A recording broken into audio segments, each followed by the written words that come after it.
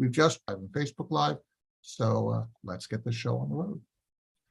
Welcome to the Nonprofit Report, your update on nonprofit organizations, issues, and leaders. I'm your host, Mark Oppenheim. Today, our discussion is with Polish Humanitarian Action, an organization that is dedicated to advancing humanitarian actions in and outside of Poland, and that is doing quite a bit to help Ukrainian refugees. My special guest today is Grzegorz Gruca. Grzegorz, I'm sorry about mangling your name, but it's just wonderful to have you, and thank you so much for helping us to understand the organization. Let's see if we can get your camera activated, and then we'll there you are, and your microphone as well, please.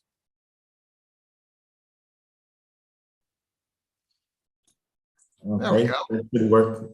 The technical glitches that we all have to suffer through. Grzegorz, thank you so much.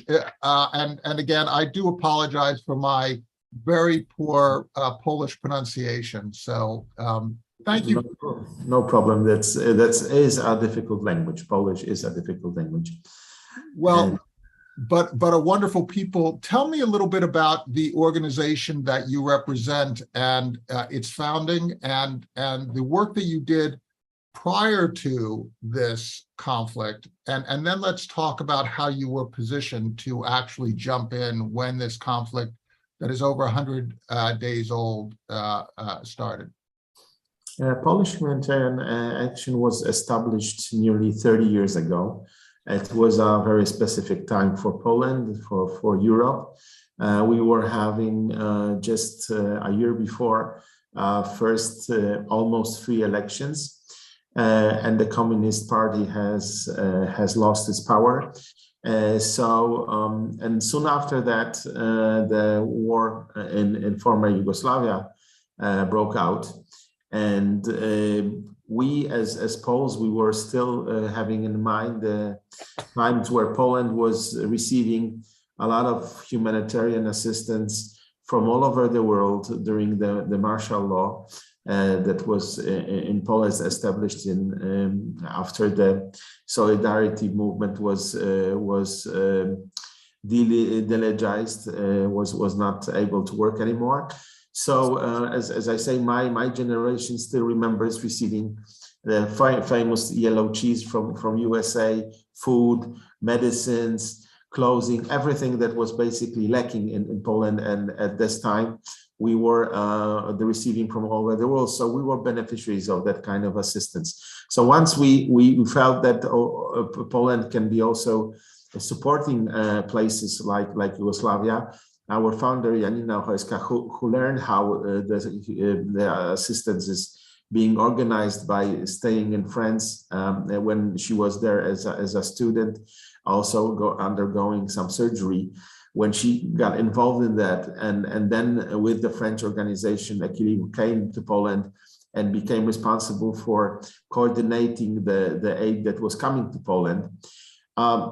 Also, there was a question from the French organization whether Poles could organize a convoy to Sarajevo. And then Janina said, yes, well, we can try, and she did it. No one really believed that in a country there that was fairly poor at that time, there will be so much solidarity in the society that people would give their trucks, give their money, give food, and practically supplied the whole convoy of several trucks. And the thing that's so important and impressive is if we go back a little bit in history, right? Poland was occupied in 1939 by the Germans, then in the aftermath of the Second World War, was occupied by the Russians and became a Russian satellite state. When the Soviet Union fell, Poland went through this incredible transition, and as you said, was quite economically depressed. And since the reestablishment of democracy has evolved considerably. But what is interesting about what you've done is that in the United States, when you have a nonprofit organization functioning, you get a tax deduction to make contributions. It's very much encouraged. In Poland, what you basically did is you saw a need outside of Poland. It wasn't about you. It was about other people who were engaged in the same struggles that you had been engaged in. And normal citizens, as you said, right, got in their cars, got in their trucks, assembled means. And I don't want to make it into something that is too mythological, but it really came from a human impetus to just do something, to try and pass on to others what the benefits that you had received from others. And that's a really important point, that informed by each person's history, you can take that history and convert it into good for others. And that's the story that you're telling. Yes, and even now with the situation in Ukraine, a lot of people that are not organizations, that are private people, do the same. They organize some food, organize some help, medicines, and they get in a truck and they go to a certain city where they have friends or where they have people that were supporting them with the distribution. And the scale of this is really incredible. It's going out of hands to that point that sometimes on the borders, the line of cars that are carrying in humanitarian assistance is longer than the one that is carrying commercial goods. So this gives you only the scale of the amount. We alone were able to deliver food parcels, health parcels with medicines to over almost 200,000 people just in a couple months. So, and we are organized, we are, let's say, professional in organization that, as you mentioned, for now almost 30 years, is delivering humanitarian assistance through all the major conflicts and natural disasters. So we've been in places like, of course, Afghanistan, but also Haiti after the, well, we've been even able to assist one of the schools after Katrina to rebuild their classrooms in the United States. So that's an interesting story. You're basically going where there is need. Grzegorz, let me ask you a question. When we see this war being prosecuted and places like shopping centers being bombed and railheads where civilians are gathering, I mean, that is basically a strategy to disincentivize and make very dangerous this type of civilian activity, right? When you're basically randomly attacking different places that can be conduits, roads, and so on in the interior of the country, you're basically sending a message to the philanthropic people of Poland, as well as to the military suppliers, don't support Ukrainians. How does your group deal with that inevitable fear that is part of this conflict that is being perpetrated? How do you talk internally about your own safety as you go into these conflict zones? Well, first of all, fear is something good. Fear makes you vigilant, makes you aware. And this is, I usually say that the moment when someone tells me that I'm not afraid, I will go everywhere you want me to go, it's the moment you shouldn't be going anywhere. But okay, that's in a way. But on the other hand, we are, of course, trained. We are prepared for that kind of, we are equipped with all the life vests and all the equipment that jackets and those kinds of things. Yes, this is essential to our work. And then, of course, we get security trainings. We have security officers, people that are taking care of our security, and this is also required by all big international donors. They basically, if they are giving funds to our organization, the organization has to be professionally prepared to meet that kind of danger. But on a personal level, this is always your own choice. and you know that you are going there with the assistance that you are providing to the people that don't have a choice. They are there. Some of them can leave, some of them cannot. And so if not us, who else is going to do the job? How do you assemble the resources required? You referred to some international aid, but how do you fund the work that you do? And this is something that we've been able to develop from the very beginning. We believe that even if we would be like, it could happen now that we are only depending on official donations from let's say, governmental agencies or others, it's always important that the Polish society, and now also international society, will be supporting our action, because without this support, this is just a technical issue. You buy, you ship, you distribute. But when you have this involvement, and as we had, for example, a huge concert at the beginning of the war, when people were sending funds in really big amounts. Also, private businesses, corporations are getting involved, and then it's their case. Then they understand that this is we are just the ones that are facilitating, that are delivering, but people understand that this is their role to help others. So this is a full-on societal response. You have governments, of course, you have businesses, you have individual businesses, you have individual citizens, and some people are contributing their labor and other people are contributing their wealth. In terms of the infrastructure that you have and the personnel that you have, how are you organized? Are you solely located in Poland, or are there other areas of the country where you have offices?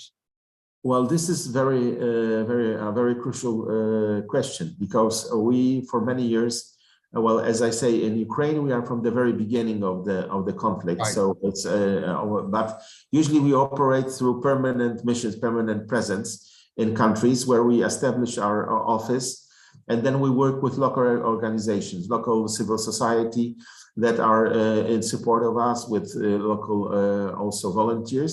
So we have a permanent presence in the countries, and we are also present in countries like Yemen, South Sudan, Somalia. So they are not easy places. We are used to going to wars. Right. And being in very difficult places. But now, as we look at the Ukrainian conflict, it's a conflict that's affecting not only Ukraine, Poland, or other countries in Europe, and not to mention the Russian people as they are under the sanctions. But it affects Africa in a very bad manner. If the resources cannot leave Ukraine, if the grain will not reach Africa, we'll have famine of a scale that we haven't seen for probably never, or at least many years. Maybe Biafra was the case. Is this part of the war strategy, in your estimation, that is being pursued by Russia? Well, we've been present in Chechnya, so we know how the war works in Russia.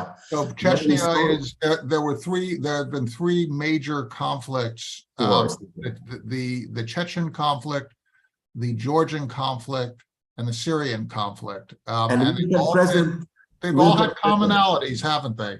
Exactly. As we look at it, it's just the scale that is, and the proximity of the conflict is something new for us. But otherwise, the operations of modus operandi is just the same. So it's nothing new.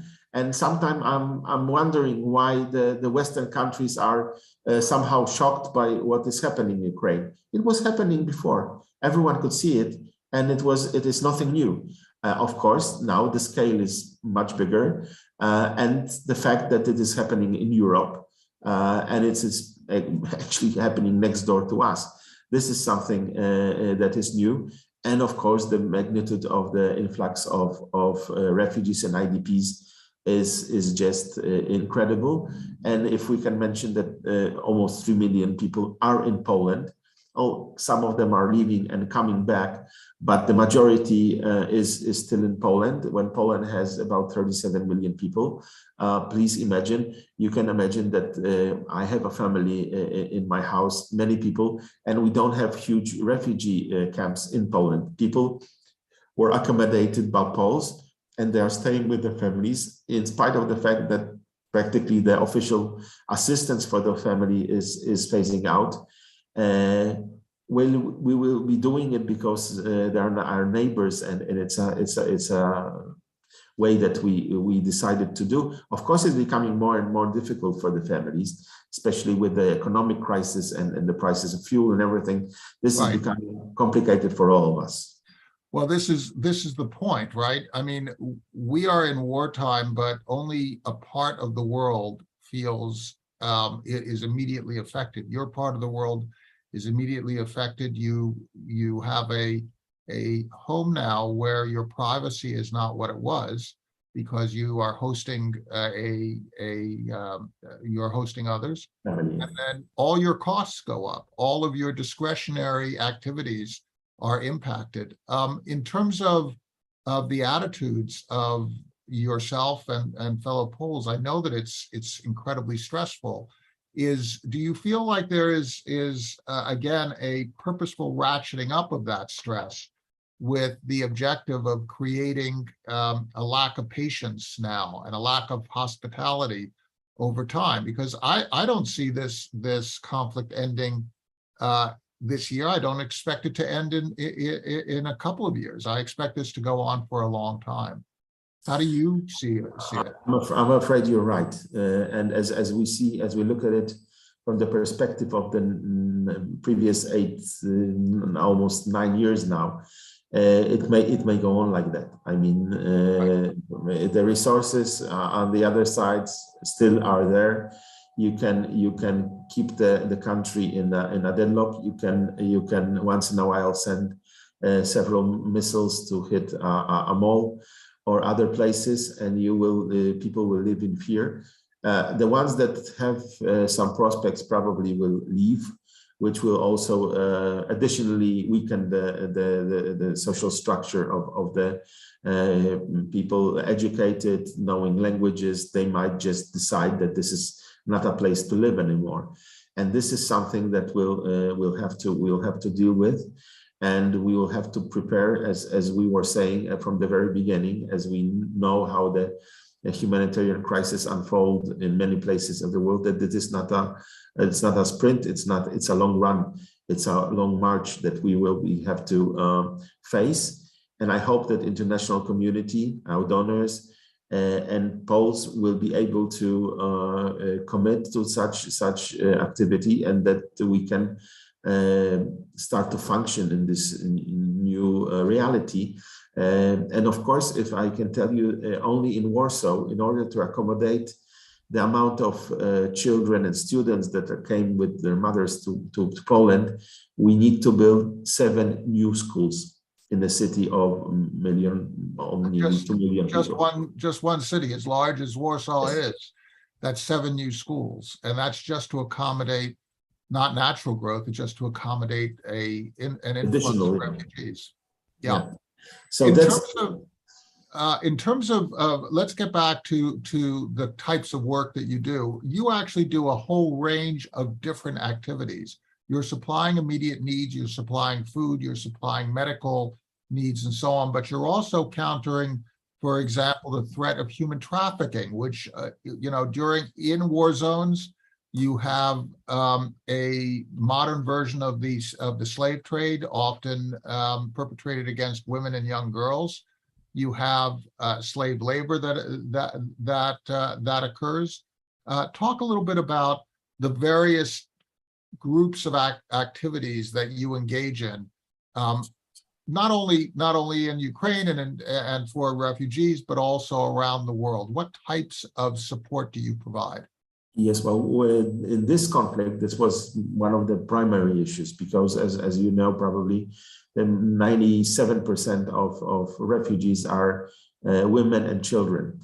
So from the very 97%, and that's 97% of over I think it's over 3 million people. Yes, it's over 3 million. Well, we don't really know the perfect numbers, because at the peak of the war, there were 150,000 people crossing the border daily. So even just a minute and a half was the process to put someone into the system when they were crossing the border. Right. But going back to your question, the issue of human trafficking, we have set up so-called accommodation centers or information centers at the main borders, where we work together with our partners. There is a well-established Polish organization, internationally also operating, La Strada, and they would be receiving leaflets, they would be receiving information. We would have a psychologist and the place. So once they crossed the border, they were sensitized about the potential threats that they can meet, but still people were coming, private people were coming by cars and taking people home. So there was no way to make sure that nothing bad will happen. Still, probably the scale was very small. There were probably some cases that happened, but by sensitizing people, by giving them the knowledge about the potential threat, I think we, but also other organizations that are on the border, then IOM, International Organization of Migration, arrived with their own people, with their own stands. You know, you're making a very good point, right? In the initial phases where humans are responding to humans, the likelihood of exploitation is there. You have to talk about it, but the reality is not very high. But as things become more systematic, then the exploiters also organize. They also have an expectation of where people are coming in, and they can start organizing in a way that becomes a lot more threatening to these women and girls. And that needs to be counted in a very systematic way. So what you're saying is that you've had to adjust over time in different phases of this catastrophe. Yeah, well, then institutions come in, and then they gradually take on the message. Then they also supervise some procedures and are able to prevent those kind of things. But you know, the scale was just so tremendous. But even then, people on the railway stations, police were sensitized to make sure. But at the other hand, we were supporting, for example, a group of taxi drivers from Portugal that came with an organization and were taking people to Portugal, and it was probably the first time in the history that once you pass the Polish-Ukrainian border, you could end up in Lisbon without any checks, without any procedures. You could just become choose to go wherever the so-called Open Europe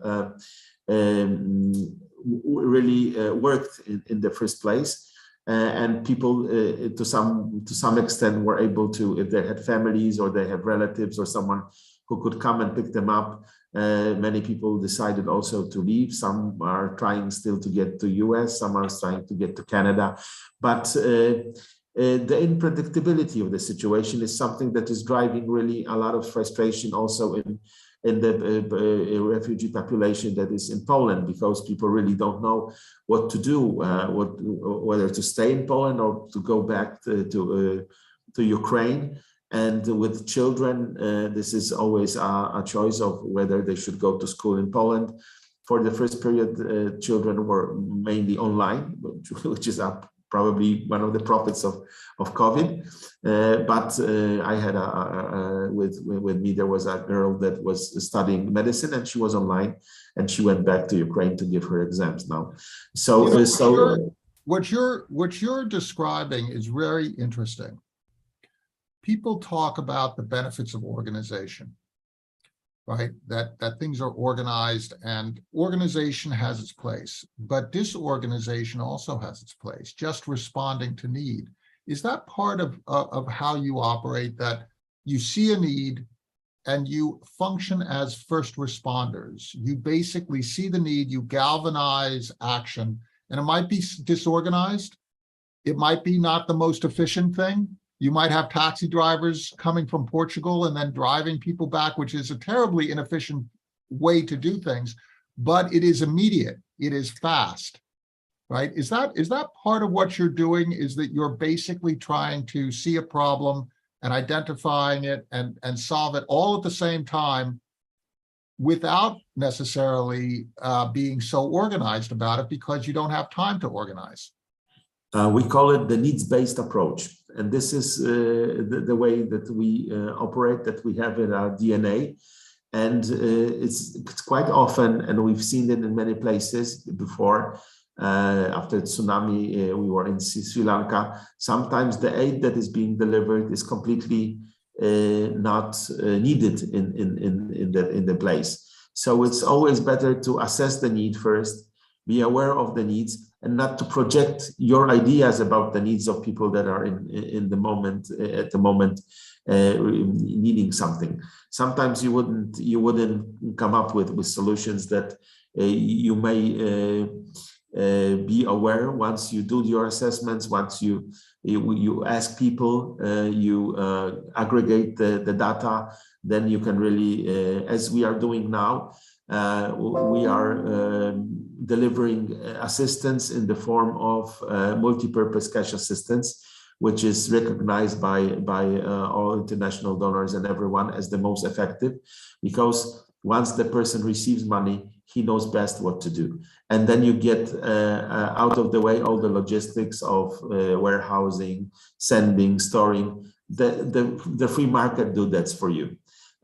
So if people prefer to eat potatoes instead of pasta, they will buy potatoes, and we are not deciding for them what do they eat or what kind of medicine they need. That is so important. You know, from the very beginning, I want to point out to our viewers and listeners that PAH established its first permanent mission in Kosovo and Chechnya, and there you were dealing with access to safe drinking water and sanitary facilities.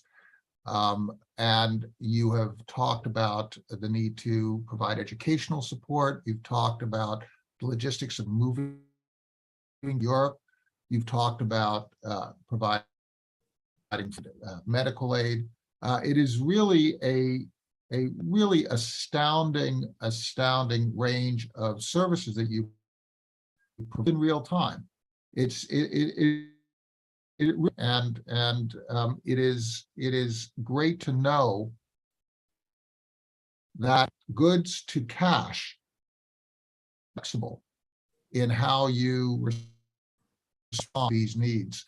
I'm going to give you the last word because we're coming to the end of our time in terms of all help. So Grzegorz, if you were to give us a piece of advice on how we can help you, what would that be? Well, talking about the resources, I think again, money is the best way to assist in terms of flexibility. You can sometimes the situation changes in a day, and you would be thinking that tomorrow I will be delivering water, and then the next day it's more important to deliver medicines. So by having this possibility to respond to the need, I think we gain this opportunity to really be with the people and respond to their basic and most profound needs. Grzegorz, we're going to make sure that we publish where people can donate. Thank you so much, Grzegorz Gruca.